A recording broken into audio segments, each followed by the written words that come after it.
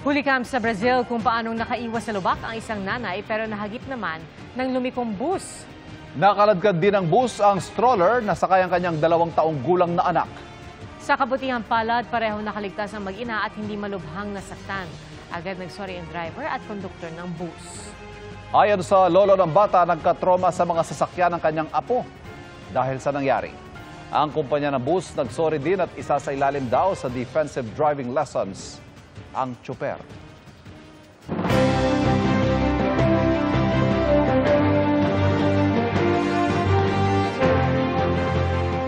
Tagumpay para sa COMELEC ang isinagawang mock elections ngayong araw sa iba't ibang lugar sa bansa. May ilang konting aberya nga lang sa transmission pati sa mga voting machine na iniluwa ang ilang balota. Nakatutok si Von Aquino. Mula sa pagbubukas ng automated counting machine o ACM hanggang sa pagpapaboto, mabusising isinagawa ang mock elections sa isa sa mga national site nito ngayong araw sa Barangay Poblacion, Makati City. Ayon sa COMELEC, nasa 100 registered voters yung kanilang inimbitahan para sa mock elections dito sa Makati High School. Wala pang 1 oras matapos buksan ng botohan, nireject ng automated counting machine o ACM ang balota ng isang botanteng PWD. Dahil hirap magsulat, naguhitan niya pati ang security marking sa gilid ng balota. It will go into our briefing of our people and of the election board and the assistants on the ground. Na pag makita na nahihirapan sumulat, talagang sasabihin lang. May mga balota ring iniluwa ng makina pero tinanggap ng punasan ng scanner nito. It probably must have been dirty from the transport. Baka mamaya mismong actual ng eleksyon, mangyari yung ganyan. Hindi pa rin natin masisiguro na mabibilang yung binoto ko. Sana mapalit, maayos pa rin. May mga natuwa rin naman. Yung mga pinagbibilugan ko, tama naman. Wala pala ako na ibotong House of Representatives. Talagang tama naman dahil wala akong ibinoto. Madali lang po.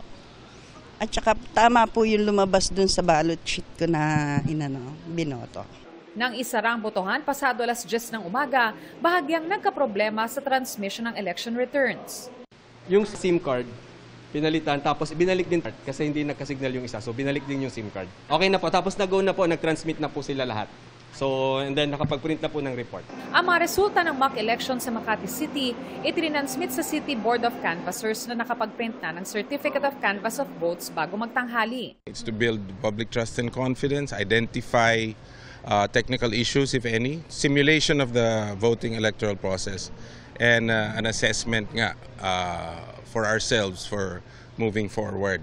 Sa Surigao City at Placer, Surigao del Norte, nagkaproblema sa pagsagap ng signal ang isa sa mga barangay. Matagumpay rin ang mock election sa ilang lugar sa Mountain Province at Rizal. Ayon kay COMELEC Chairman George Garcia, 100% na nakumpleto ang transmission mula presinto hanggang municipal at city canvassing centers at iba't ibang server. Pati ang transmission mula municipal hanggang provincial at National Board of Canvassers. Para sa GMA Integrated News, Von Aquino, nakatutok, 24 oras. Mga kapuso, amihan at Easterlies ang magpapaulan sa Luzon at iba pang lugar sa bansa sa mga susunod na araw. Umiira lang amihan o northeast monsoon sa malaking bahagi ng Luzon, lalong-lalo na sa Metro Manila. At nagdadala naman ng maulap na panahon na may kalat-kalat na pag-ulan at thunderstorms ang Easterlies sa Caraga, Davao Region, Basilan, Sulu at Tawi-Tawi. Ito rin ang nagpapaulan sa natitirang bahagi ng bansa. Sa rainfall forecast ng Metro Weather, posibleng makaranas bukas ng light to heavy rains ang malaking bahagi ng Palawan, pati na sa ilang lugar sa Oriental Mindoro.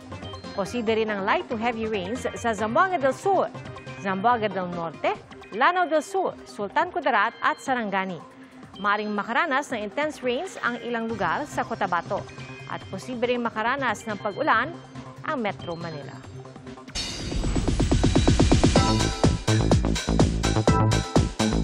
Pause muna sa sunod-sunod na successful acting project si Asia's multimedia star Alden Richards.